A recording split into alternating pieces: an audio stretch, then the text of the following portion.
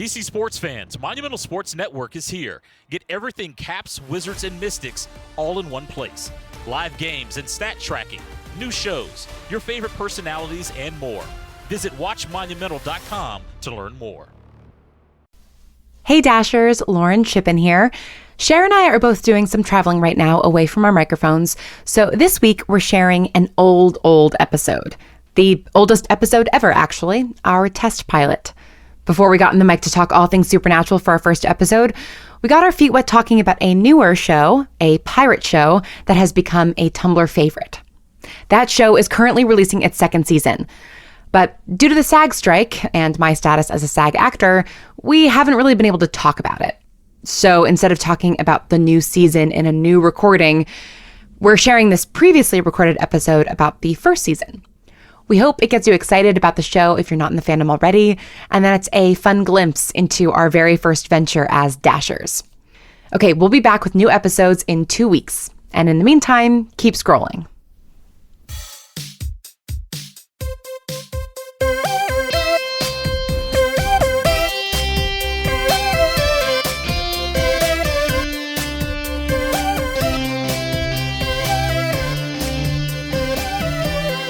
Hello, Hellsiders. I'm Lauren Shippen, a professional fiction writer and podcaster and one of the last classically trained Tumblrinas.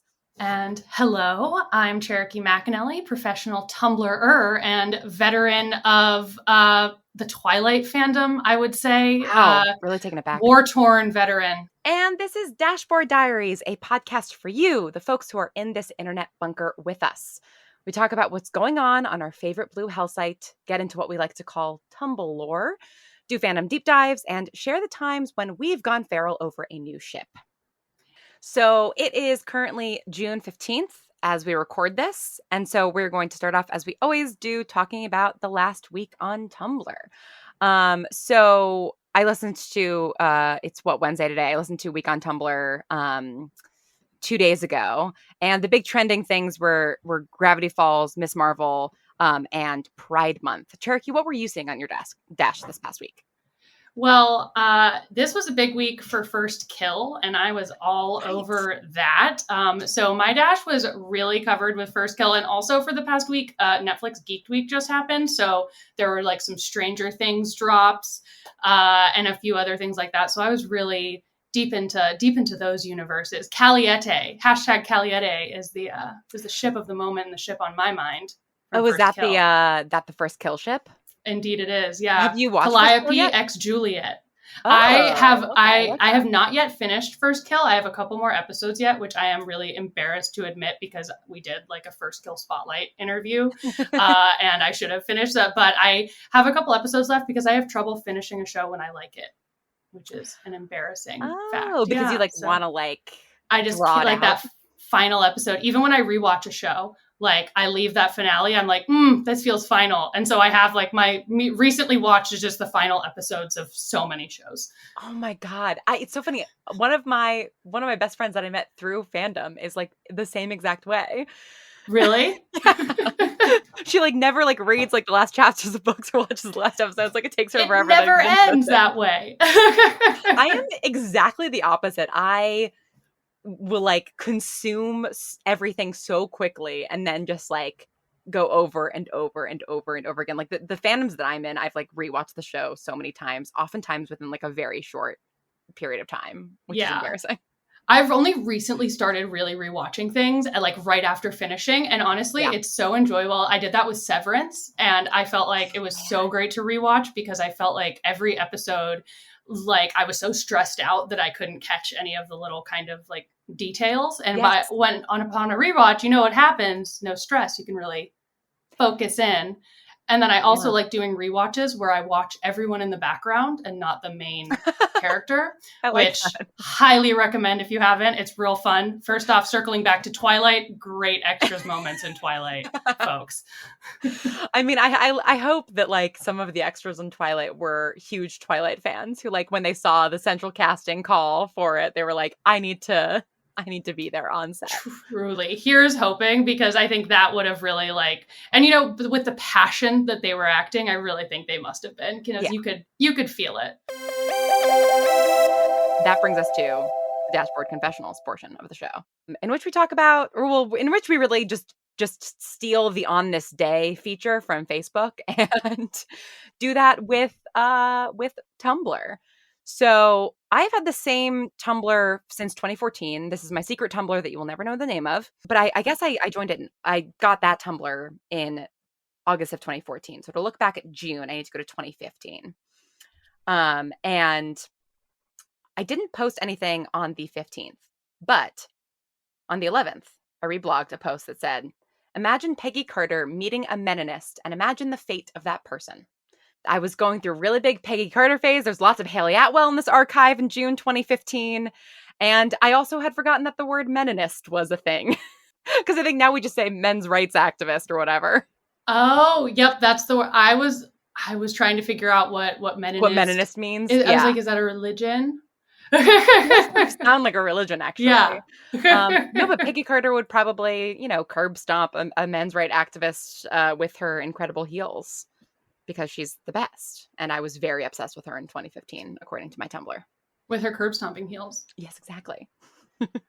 I am here's the thing. I joined Tumblr in 2012.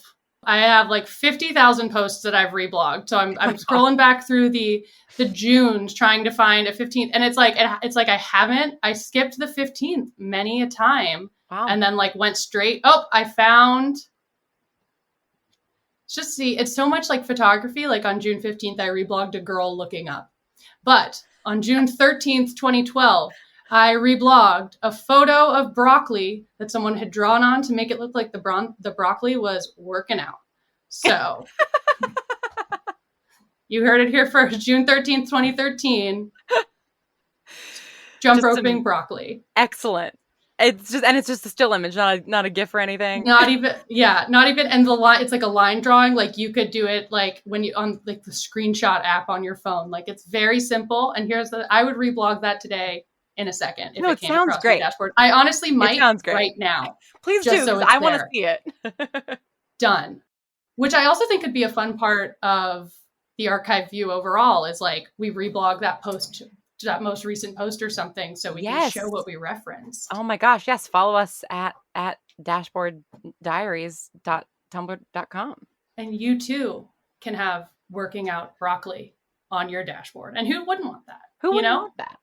We'll have to be sure that when I'll have to be sure that when I reblog posts that I've reblogged from my Tumblr, that I go back to the OP and reblog it from there, so that people can't find. Make sure they don't locate you. Yeah.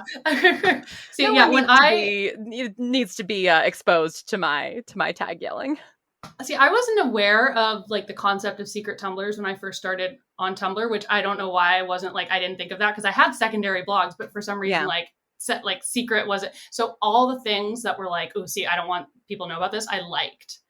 And a lot of it was perhaps a little inappropriate fanfic, stuff like that. I don't know, perhaps, maybe. And when I started, when I applied at Tumblr, I was what if they look through my likes and are this person is so creepy, we cannot hire her. So I went through and unliked everything. Oh my gosh, that's amazing.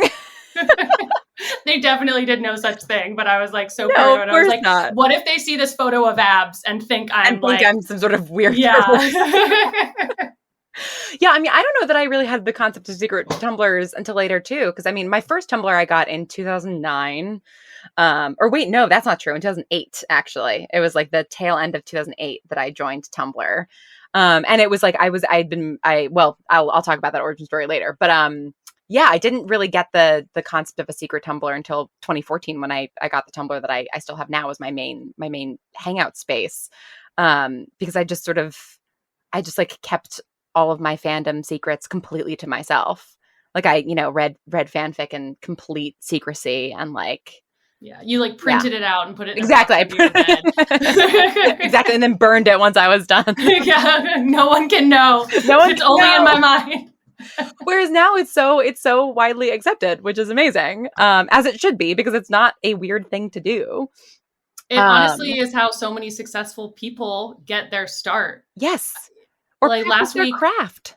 It really is, and it's the best. I feel the people who fanfic writers are so passionate about what they're writing about. Wouldn't you want someone like that in your writer's room who cares so much about these characters that they have thought about who they are and how they tick and what they might do and how they might react to a million different scenarios. Like that is what makes for really, really good, writing.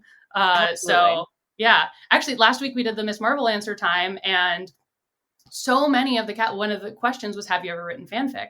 Right, because Miss Marvel herself writes fanfic. Exactly. Right? And like Iman Vellani says she hasn't written fanfic, but she has made stop motions with her action figures. That's incredible. That apparently we can find. And then Bisha K. Ali, who is one of the head writers of Miss Marvel and one of the executive producers, I believe, she wrote Animorphs fanfic. I know some people who write Animorphs fanfic. It's so a tight community. Like they're loyal. They've been in it for a long time. Yeah. Look, I remember those books well. I feel I need to give them. And the artist who did the Animorphs book covers is on Etsy. So I bought like a friend an Animorphs like print for her birthday a few years ago. It's great. Yeah. That's highly awesome. Recommend checking them out. You can get any of the creatures morphin.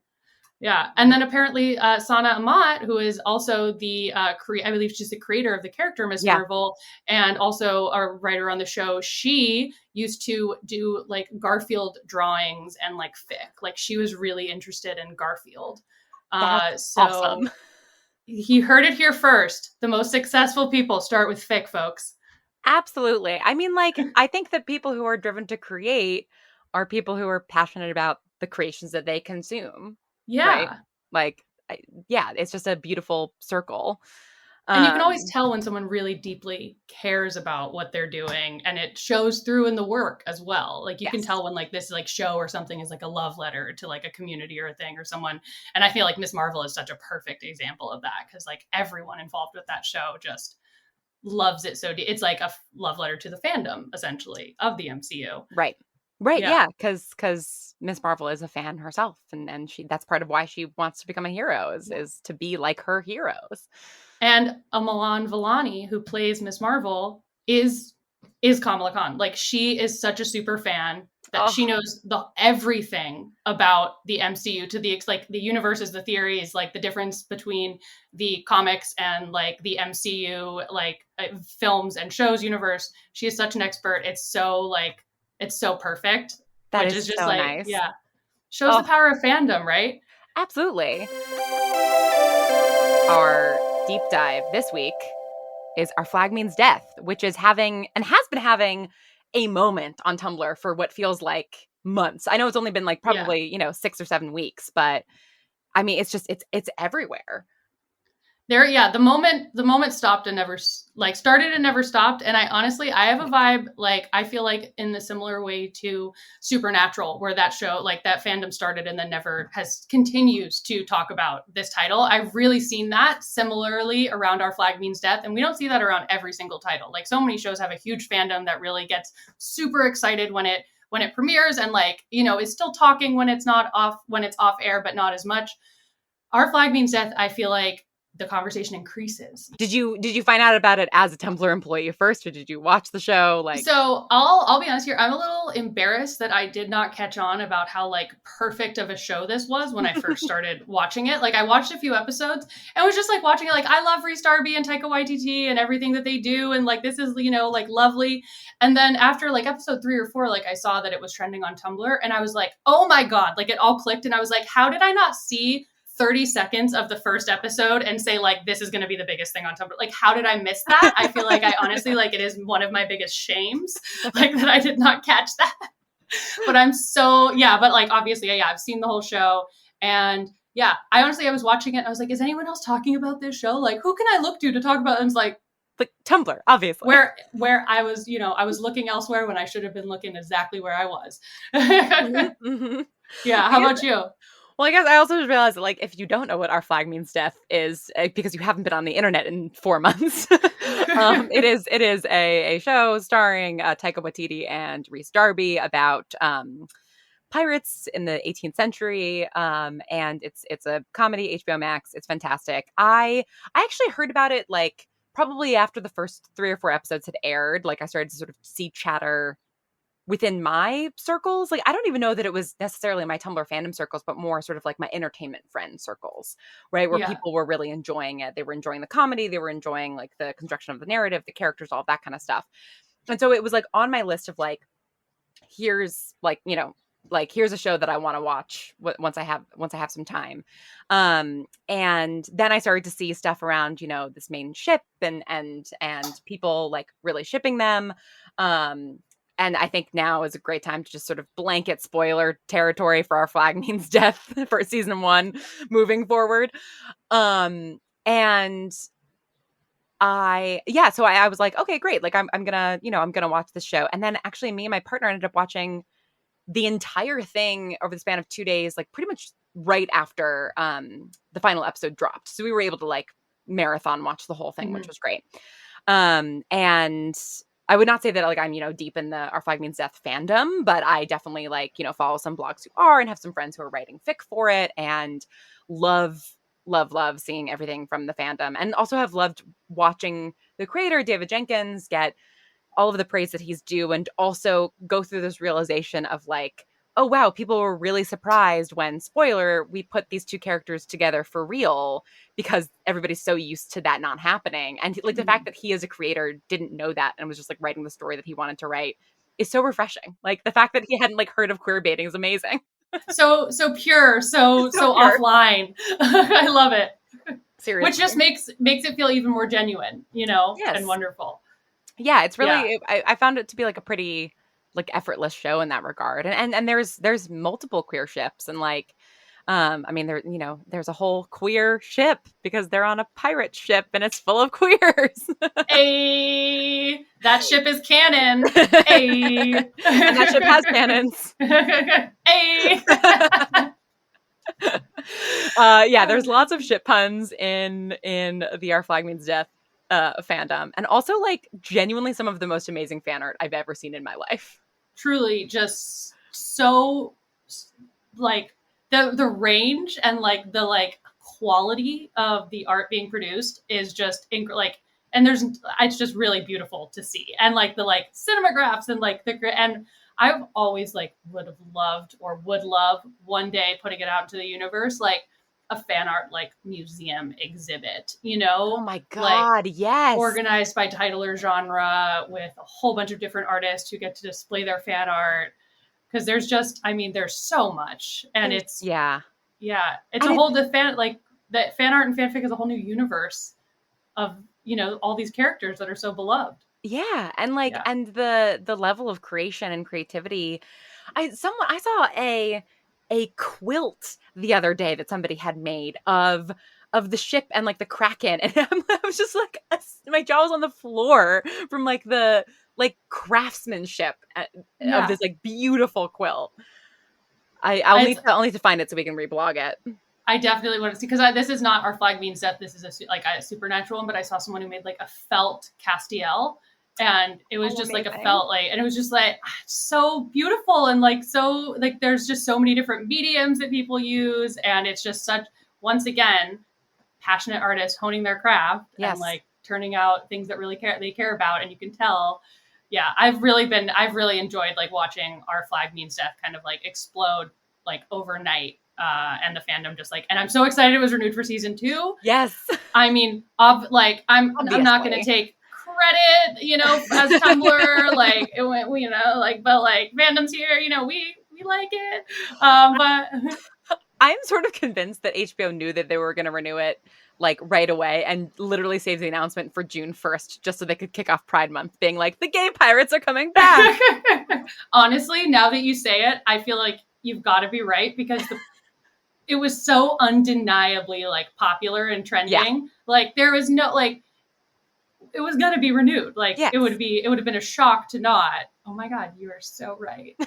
I don't think I can take credit for that. I feel like I read that theory somewhere, but I do kind of think that it's true, because especially HBO, like they're not particularly like, I don't know, withholding of their renewals when they have something, and it was so clearly going to be greenlit for a season 2, which is amazing, and I'm so excited for like what's potentially coming. I've been seeing a lot of excitement on Tumblr around season 2 and, you know, what we're going to dig into, especially with like some of the side characters and stuff. But I've also seen a lot of like that one fear meme. And it's just like one fear that Steed and Ed take the entire season to get back together. which everybody agrees would be like narratively really cool and interesting, but like absolutely torturous. I completely agree because Journey Back seasons, they're always so good. I mean, like really enjoying like the Stranger Things 3 separate journeys and can't wait for them to converge as well. But it's always like they are also the most excruciating because you're just there like waiting, like when are they going to be reunited? And I feel like, every fandom has that season too. Yes. Where you're like, can they just, here's my thing. Where's the show where they're just happy and together the whole time? You know, where's that? That was my like Outlander. I was all over am in the Outlander fandom. For the first like 3 seasons, they see each other for like 30 seconds. You know, they're always like off in opposite sides of the Scottish Highlands. Oh no. Well, I have to think that, oh wait, no. Because I was going to say like, all right, of the 3 sort of main couples, like obviously, you know, Steed and Ed are going to take forever to get back together. Like Lucius, I mean, we all agree that like Lucius is not actually dead, but he's got to, you know, no way, figure out how to sort of come out of the depths of being thrown in the ocean.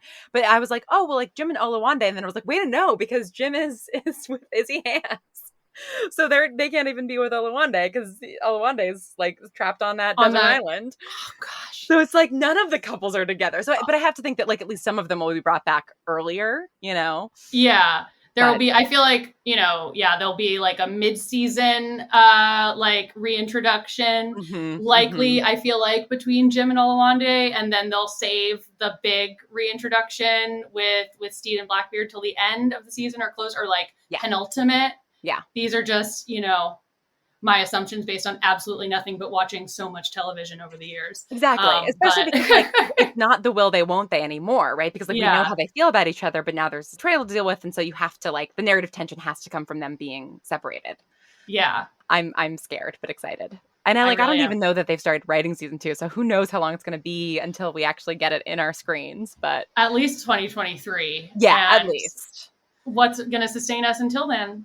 The fic and the art, you know? Tumblr, yeah. We're here for you. We're here for you when your fandom is in hiatus. Exactly. When your show is in production. What you were talking about earlier around like the fact that like Supernatural fandom like came to Tumblr and stayed. Like I think that there are certain other fandoms that like I don't follow any Stranger Things specific blogs, but Stranger Things is like one of those shows that like then I'll see all over my dash like in between seasons and stuff. Like maybe I'll see a post here or there.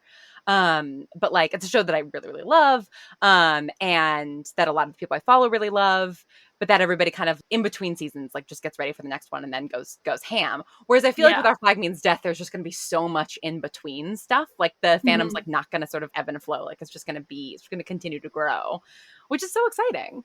Yeah, and I completely agree with you on, that was when I was talking about like how, you know, fandoms like exist on Tumblr, but not all like are intense all year round. I feel like the Stranger Things fandom is like so intense around the premiere, which is so great because your dashboard is full of like the most incredible like art and memes and everything. And then it's like, they kind of like hibernate and then the next season comes and they're like, oh, you thought you saw The Last of Us? We have returned.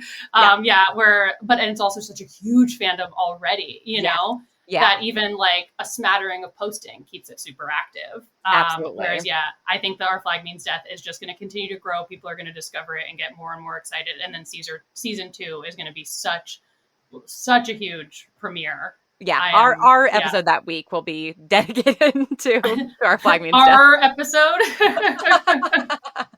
Oh man, so many more pirate puns to come.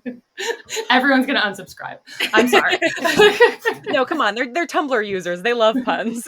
Pun subscribe. Oh no. Someone who was listening just hits unsubscribe after that second one. Yes, absolutely. Like, nope, that's it. I'm done. Yep. Okay. Last straw.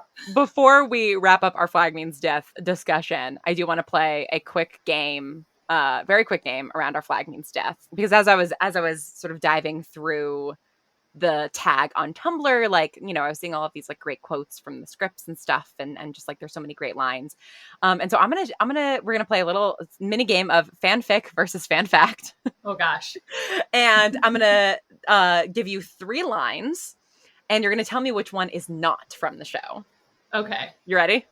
2 truths and a lie. 2 truths and a lie. Exactly. So you have to find the lie. All right. The first quote is, "Some men are not built for adventure. Some men should concern themselves with gentler things." All right. That's quote 1. Quote 2 is, "A ship could never really love an anchor." That's quote 2. Quote 3, "You ever feel trapped like you're just treading water, waiting to drown?" And that's quote 3. Which quote is not from the show? The third one. No. Really? Yes. I was so positive. The first one, I was like, that is 100% from the show.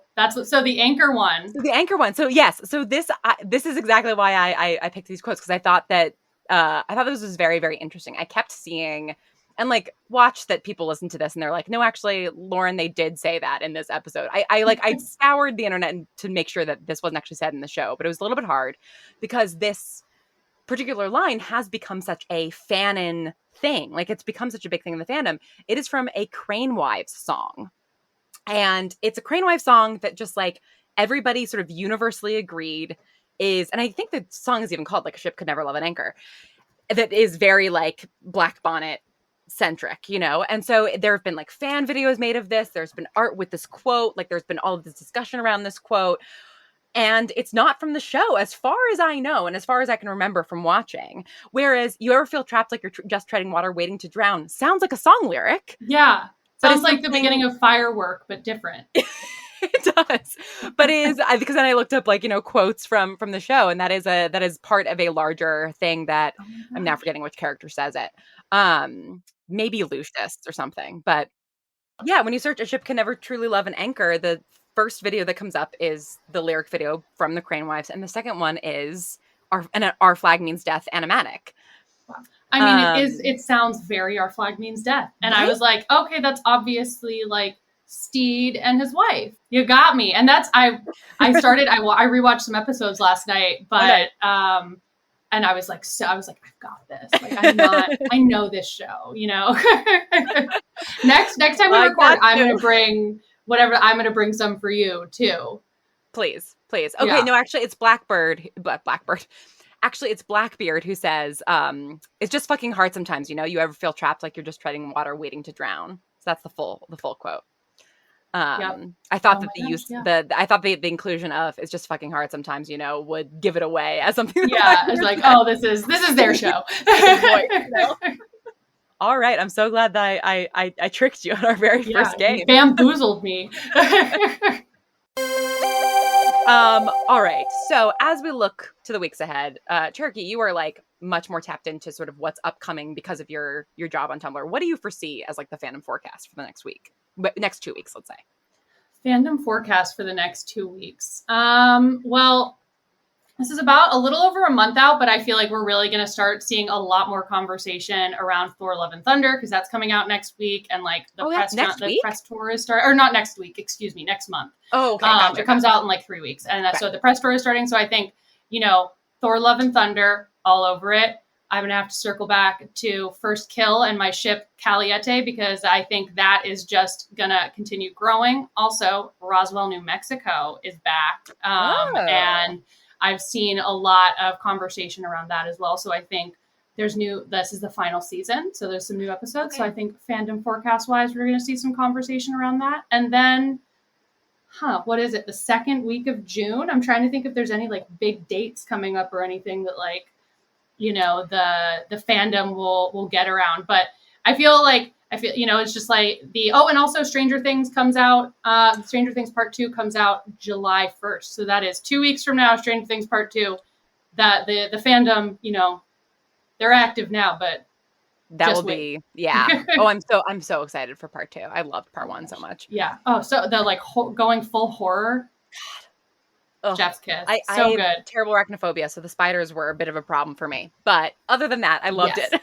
Yeah, I was also, there was a few, I recently watched The Boys, like all of it. I hadn't been, and there are a lot of scenes where I just had like my hand in front of my face and I was looking away. And I was like, this will end and then I will look back. I will say there's probably stuff that's like as we move forward in the show that like, will come up that probably will be very like active on Tumblr at a given time, but that I will currently have the tag blacklisted, because I know the new season just came out a couple of weeks ago, and I have it blacklisted as a tag because I haven't watched the new season yet because I was away, and it's something I watched with my partner, and so I'm like, I don't want spoilers, and so I can't see this stuff.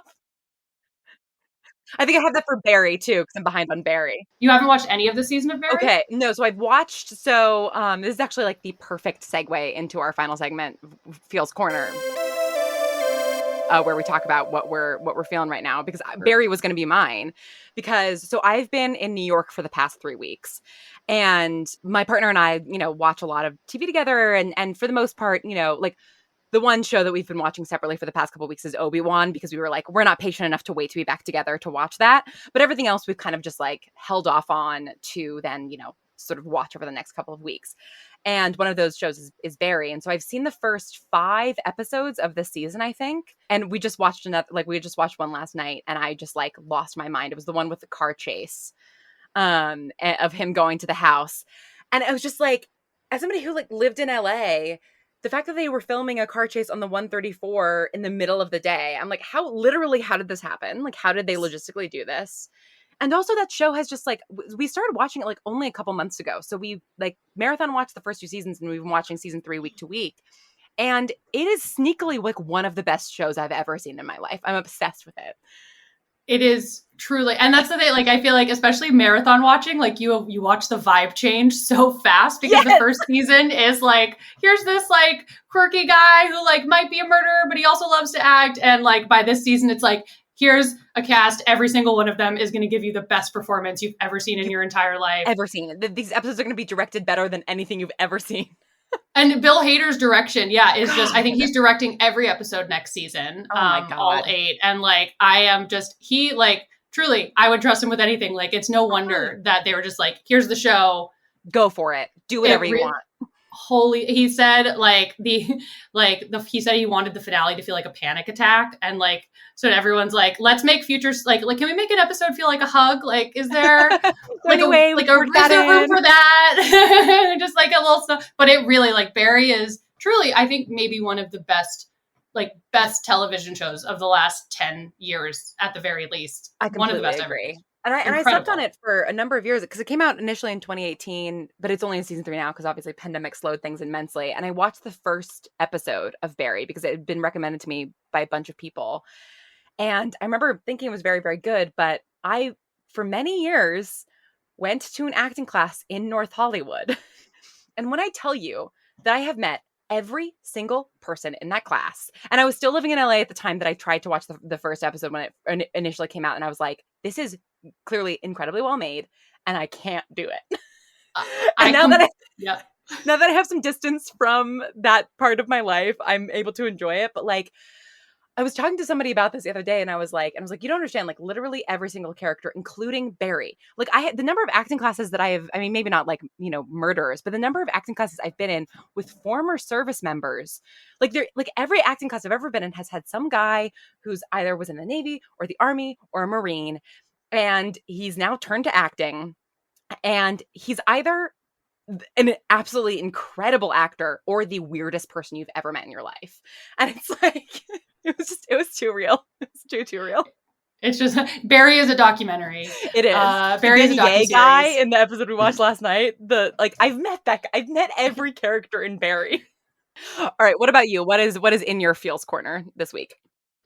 In my feels corner this week, because I feel like I don't want to be a broken record, because and all these shows that I'm watching, I just talked about them, like First Kill, I just is very much in my feels corner. But I think I'm going to go some deep cuts, also some HBO shows, because HBO, they really do know what they're doing. This is not an advertisement. They're not paying me. They just know. And Hacks. Oh my God. Another season I have yet to finish. Oh my gosh. Season 2. It is so good. And it is that is just the amount of people I feel like I am constantly marketing Hacks. I'm just have you seen Hacks? Should you watch Hacks? Yes. The answer to the question, should you watch Hacks, is yes. And you should all watch it immediately. It's the Hacks and the other two, which again, that season 2 finale was a while ago, but I just gave it a rewatch, except for the season 2 actual finale because I'm, can't finish a show. But yeah, so I think Hacks and Meg Stalter specifically in Hacks, that her performance is just play in Hacks. She plays the assistant of the oh my god, yes, she's agent. Hilarious. And like every scene she's in, she just absolutely steals it. Like she's so talented and like so good. Yeah. And honestly, I think my like feels corner is Meg Stalter and Hacks specifically. Like it is just one of my favorite shows and such a perfect character in such an excellent show. If you haven't checked out Meg Stalter's Instagram reels yet, she does these. Yeah, it's there. She does these like little sketches, these little characters. They're so good. Yeah. I don't want to sound like a hipster about this, so I apologize, but like I've been following her for years also. So I'm glad we both found it first. Are Meg fans. Yeah.